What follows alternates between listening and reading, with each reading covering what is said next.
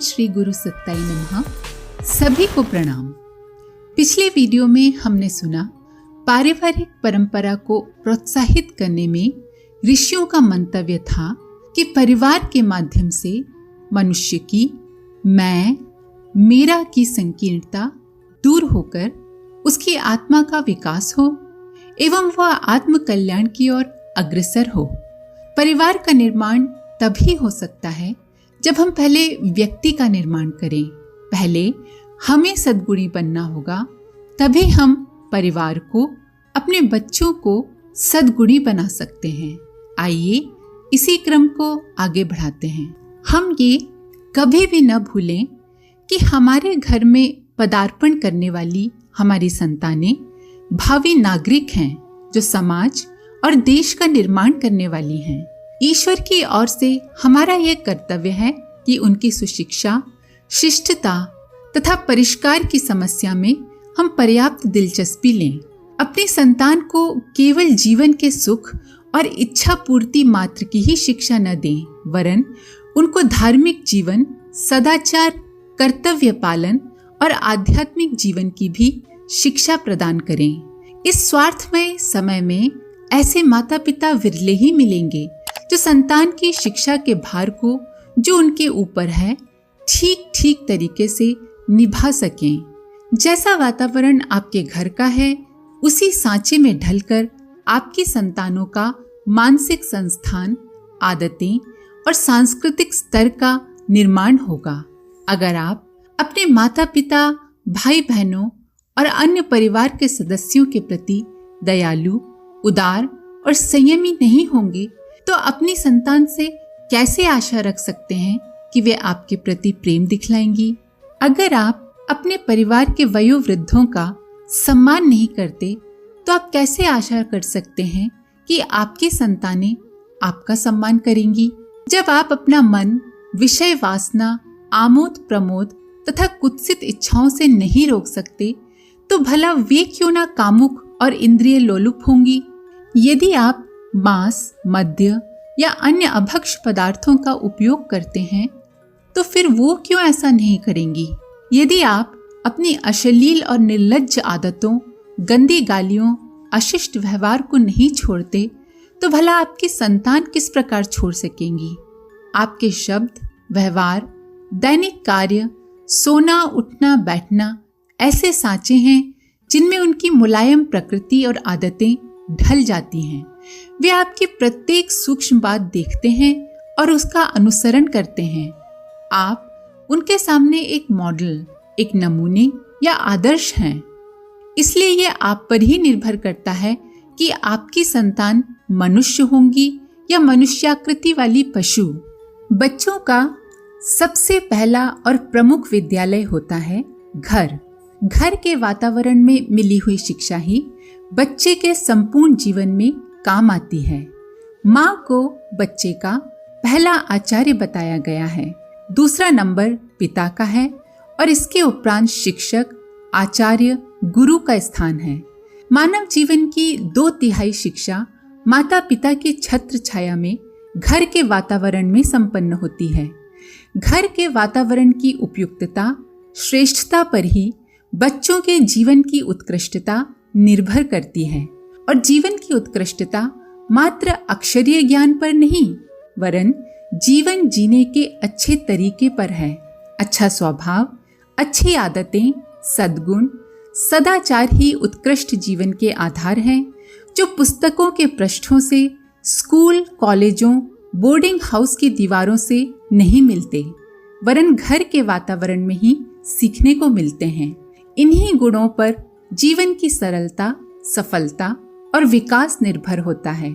जो माता पिता इस उत्तरदायित्व को निभाते हुए घर का वातावरण उपयुक्त बनाते हैं, वे अपने बच्चों को ऐसी चारित्रिक संपत्ति देकर जाते हैं जो सभी संपत्तियों से बड़ी है, जिसके ऊपर संपूर्ण जीवन स्थिति निर्भर करती है।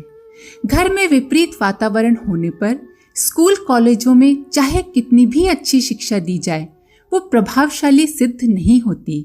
हालांकि स्कूल के पाठ्यक्रम में चरित्र, सदाचार, साधुता, सद्गुणों की बहुत सी बातें होती हैं, पर वे केवल शाब्दिक और मौखिक ज्ञान का आधार रहती हैं, अथवा परीक्षा के प्रश्न पत्रों में लिखने की बातें मात्र होती हैं। विद्यार्थी के जीवन में क्रियात्मक रूप से उनका कोई महत्व नहीं होता। इसका प्रमुख कारण घर के विपरीत वातावरण का होना होता है।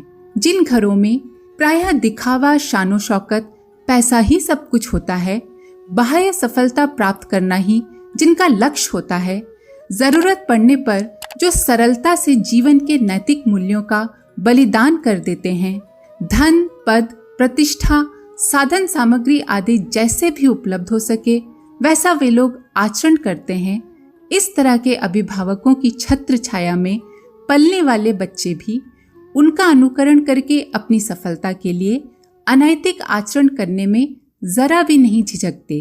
जिन घरों में तनातनी, लड़ाई झगड़ा, कलह, अशांति रहती है, वहाँ बच्चों पर इसका बहुत बुरा प्रभाव पड़ता है।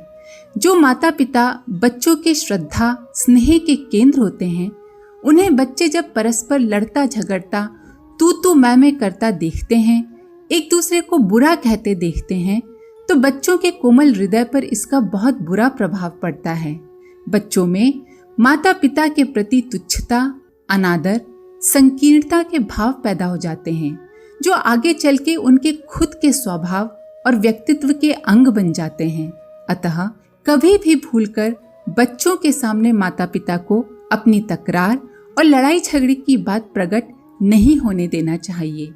लड़ाई झगड़े, क्लेश, अशांति से बच्चों के कोमल मानस पर बहुत गहरा आघात पहुंचता है।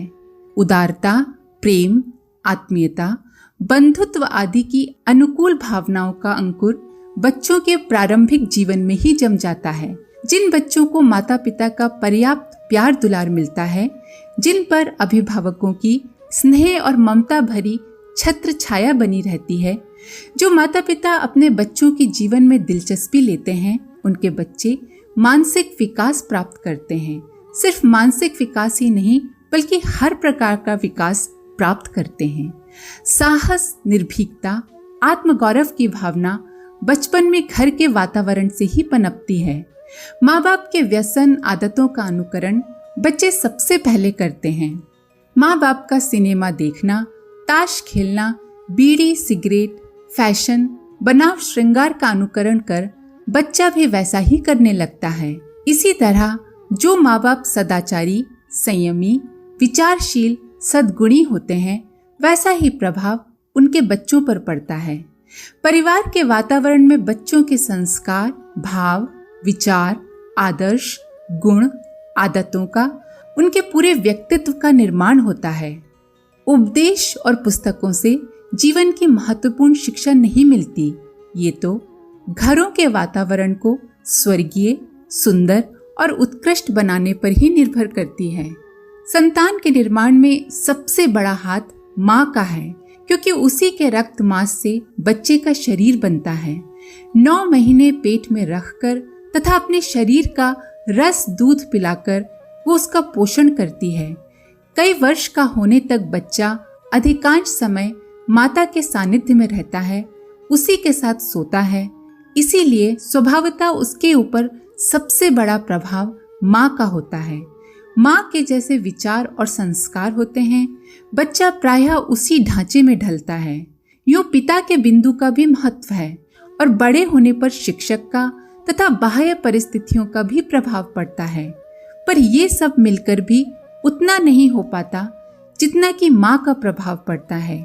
माँ यदि विदुषी है, सुसंस्कार युक्त है और उच्च अंतः भूमि की है, तो उसकी छाया संतान पर भी स्पष्ट रूप से दृष्टिगोचर होगी।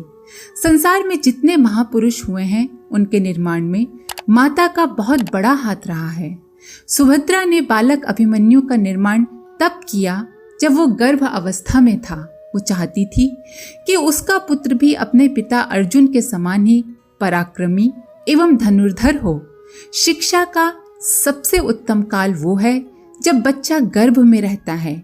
यही जानते हुए सुभद्रा ने अर्जुन से कहा कि गर्भस्थ बालक पर वीरता के तथा शस्त्र प्रवीरता के संस्कार डालने के लिए आप मुझे नित्य उन विषयों की शिक्षा दिया कीजिए। माता के शरीर में ही गर्भस्थ बच्चे का शरीर और माता के मन से ही उसका मन बनता है। सो आप इन दिनों मुझे जो भी उपदेश करेंगे उन सबको हमारी संतान ग्रहण करेगी।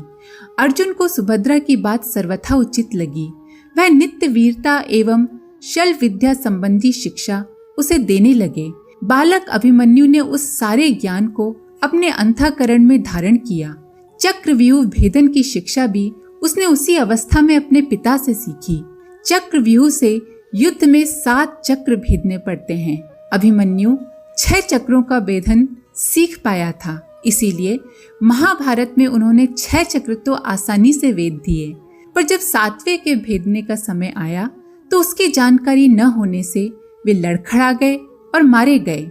7वें चक्र भेदन की शिक्षा गर्भ में ही उन्हें नहीं मिल पाई थी, क्योंकि अर्जुन जब उसका वर्णन कर रहे थे तब तक सुभद्रा को नींद आ गई। इस प्रकार वो प्रकरण अधूरा ही रह गया और उस जानकारी के अभाव में अभिमन्यु मारे गए। कुंती ने अपने पुत्रों को अपने तप बल से उत्पन्न किया था। फलस्वरूप उनमें असाधारण दैवी शक्तियां मौजूद थीं। कर्ण को सूर्य की शक्ति से, अर्जुन को इंद्र की शक्ति से, युधिष्ठिर को धर्म की शक्ति से और भीम को पवन देवता की शक्ति से उत्पन्न किया था। फलस्वरूप उनमें तप तेज की कमी नहीं थी। शक्ति भले ही किसी देवता की रही हो, पर उन शक्तियों का आकर्षण एवं धारण कुंती द्वारा ही हो सका। यदि वह वैसी तपस्विनी न होती तो कदापि ऐसे बालक उत्पन्न न हो पाते। वे देवता कुंती से पहले भी थे, अब भी हैं, पर अब वैसी धारण शक्ति की नारियां न होने से उस प्रकार की संतान भी उत्पन्न नहीं हो पा रही है। देवी अंजना ने वायु देवता को अभिमंत्रित करके पवन पुत्र हनुमान को जन्म दिया था। उनका पराक्रम सभी को विदित है। कौशल्या ने अपने पिछले जन्म में तप करके अपने गर्भ से भगवान को जन्म देने का वरदान प्राप्त किया था। उनके उच्च गुणों के कारण ही मर्यादा पुरुषोत्तम राम उनके गर्भ में आए। इस प्रकार के अगणित उदाहरण प्राचीन काल के हैं। आधुनिक काल में भी ऐसे अनेक महापुरुष हुए हैं जिनकी महानता का बहुत कुछ श्रेय उनकी माताओं को ही जाता है। संत विनोबा अपनी आत्मिक प्रगति का कारण अपनी माता को मानते थे। अगर भारत भूमि को फिर से नर रत्नों की खान बनाना है तो नारी को वर्तमान दुर्दशाग्रस्त स्थिति से निकालकर उसे महान बनाना होगा। महान नारी ही महापुरुष उत्पन्न कर सकती है। माता के संस्कार बच्चे पर जाते हैं, ये एक निश्चित तथ्य है। इसलिए जिन्हें अपने घर को सुसंतति से हरा भरा फला फूला देखना हो, उन्हें पहले तेजस्वी माँ का निर्माण करना होगा। लोग बस इतना ही करते हैं कि बच्चा स्वस्थ हो, इसके लिए गर्भावस्था में स्त्री को घी, दूध, मेवा, लड्डू आदि खिला देते हैं। कितना अच्छा होता कि यदि लोग ये भी अनुभव करते कि माता के ज्ञान, अनुभव और अंतःकरण के विकास का प्रभाव बच्चे पर अवश्य पड़ेगा।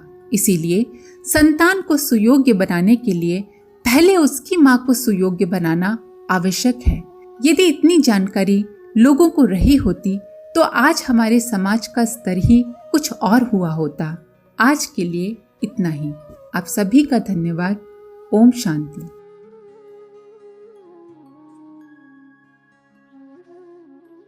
हमारे YouTube चैनल को सब्सक्राइब करें और बेल आइकन को दबाकर ऑल पर क्लिक करें ताकि आने वाले सभी वीडियोस की नोटिफिकेशन आपको मिलती रहे।